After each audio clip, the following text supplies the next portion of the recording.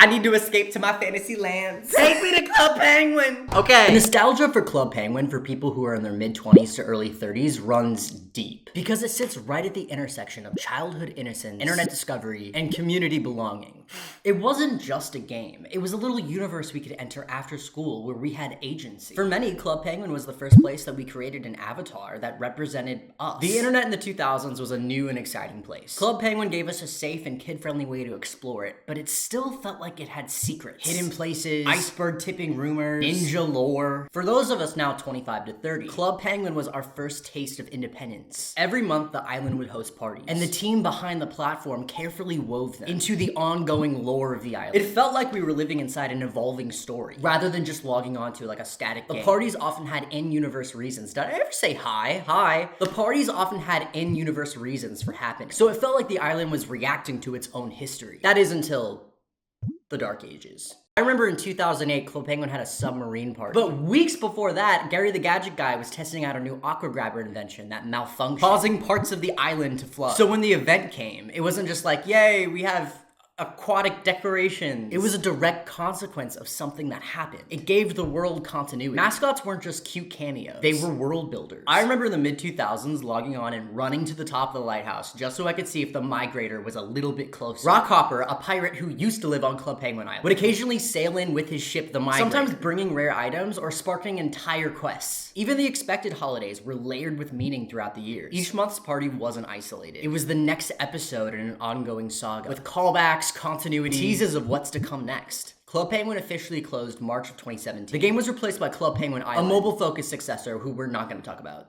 After the shutdown, a wave of Club Penguin private servers emerged, recreating the classic experience with enhancements like free membership, an entirely new map, new rooms. One of the most prominent was Club Penguin Rewritten, launched shortly after the shutdown, and it grew explosively. At its peak, it had about 11 million registered users, but it was later shut down by police in compliance with Disney's copyright requests. Currently in 2025, there are still dozens of active Club Penguin private servers, with the largest being Club Penguin Journey, which just hit 500,000 registered users. So there's legal gray areas. In order to avoid copyright infringement, private servers will remix the art, create custom items, their own original music, and change storylines entirely. Disney technically could eliminate all Club Penguin private servers, but they really just target the giants like Rewritten. Smaller servers kind of live on the fringes, protected by size, creativity, and even geography. Servers that are hosted in countries with looser copyright enforcement can evade shutdowns. Also, if a server's making money through ads, memberships, or even donations, it could look more like commercial theft. So who is actually playing these? The core demographic are kids who played it in 2005 to 2012, the golden years, who are now in their mid-20s. They come back for comfort, nostalgia, and community. There's also a smaller group of 13 to 17-year-olds who never experienced the original Club Penguin, but they've heard about it through friends, TikTok, or YouTube. Instead of a kids game like the original Club Penguin private servers feel more like digital archives. And so here we are, the Club Penguin landscape of today. Each active server is literally like its own little island, with its own culture, lore, and personality, because it literally has to be to avoid copyright infringement. And so when I was deep diving into the lore of Club Penguin today, I realized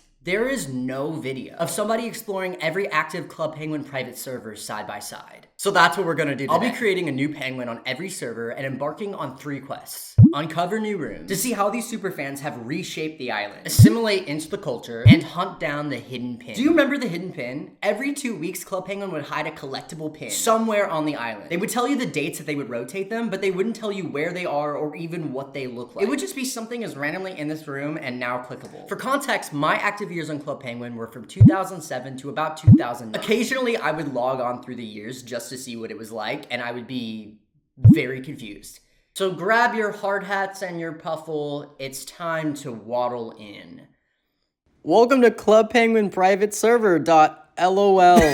This looks like the most low budget. Okay, we got 1 server. Oh, whoa. Wait, I literally thought this said it's a mature server. You're allowed to use hate speech. You've claimed your daily 25 snowflakes. Immediately, we're slapped with a new economy. Okay, this is just bizarre. We got penguins on roofs. Some are teeny tiny. And everyone's cussing and talking about drugs? This guy's name is literally cocaine. Okay, I made my name Davis because I'm getting a dog. Personally, and his name is Davis. Yeah, there's a whole new market economy on this Club Penguin. We've got snowflakes now. I'm surprised this isn't one of the top. Wait, what is that?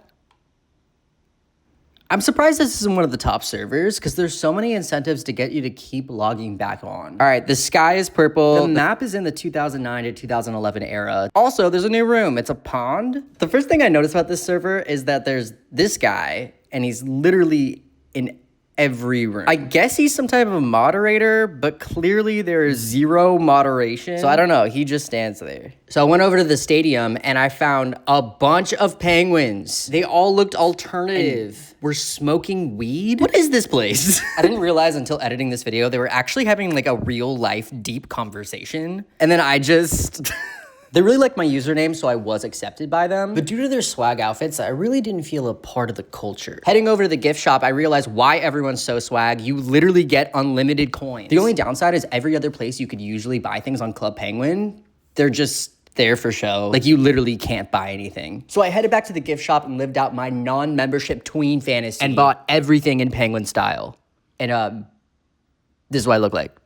It's rough out here. Look, people are crying, smoking, drugs. So I asked some sober penguins where the pin was, and it was literally Kirby. Like, I thought we were scared of copyright. Like, why can you purchase Sanrio? I give this one 2 aqua grabbers. Club Penguin Journey. This is currently the biggest Club Penguin private server. Okay, we gotta make our penguin. Do not use your real name. Welcome, my name is Miles. They not only have multiple servers, but you have to wait in a queue to get on the biggest one. After waiting for about 15 minutes, whoa. Hosting a therapy circle? Wait, what is going on? We start off in a new room that seems like some sort of community hub. There's a notice board where everyday players can post and promote individual events. Come check out my Halloween themed fashion show. Grab a seat. Okay. We got moving backgrounds. Wait, people are actually here. Okay, and so what you just saw is the downside of having a popular server. It crashes. Log back into Blizzard, wait 15 minutes in a queue, and she's gone. Well, I think now we know our Club Penguin culture mission. At this point, I started going into every igloo on the island, scouring for the community-organized Halloween event we were just kicked out of. This took a while. Searching through igloos, and of course it kept crashing. Wait 15 minutes. Also, there's a massive like my igloo culture. Like, people really care about these likes, and they seem to be getting, why is this crashing? I literally didn't do anything. Oh, now our like my igloo guy has some competition. He's got a way better sign. Holy shit. So after like literally 50 igloos, we're back. And everyone is so organized, like sitting on this stump. Like, I don't remember this much organized participation. Okay. Runner-ups. Oh, we missed it. We missed whatever it was. Okay, whatever. I'm getting out of here. So I headed over to the dojo, which makes sense why the sky is all orange. They must be trying to roll out Card-Jitsu Fire. But before this thing crashes again, I gotta go find this pin. I thought I had it when I entered the lodge, but it looks like there's a scavenger hunt in connection to the Card-Jitsu drop. So this is definitely gonna take a while. I went into every room, and there's massive updates on this server. There's even penguins that look like the original 90s version of Club Penguin. Everything was getting too crazy, so I decided to go on a less crowded server. And I think there's a metaphor here. And I eventually found the pin in the mines. Also had to play some Kart Surfer. I see why this is #1. This is a really, really great server. I would give it 5. Oh my god. I'll give it 4 Mancala boards. Penguin Origins. Celebrate Labor Day at the mine. Wait, what? Okay, so the first thing I noticed is nobody's here.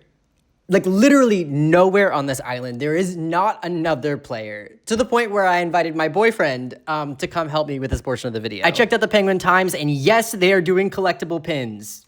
Just for no people. So off we were to find the pin. I was having to explain to my boyfriend, like, what the pin is. And it definitely wasn't in there. So we went into the coffee shop, and I thought this was like a player. They literally have NPCs saying like weird phrases. We checked out the dance club, not before also busting a few moves. And like, again, like what is that? What does that mean? This server is so new that there's literally no lighthouse. Everything is very early 2008 inspired until you go to the winter sports shop and they literally have a Peloton. Also, why do they have the island scientist working the counter? Seems suspicious. We had to stop off at the pizza shop and of course go on a date.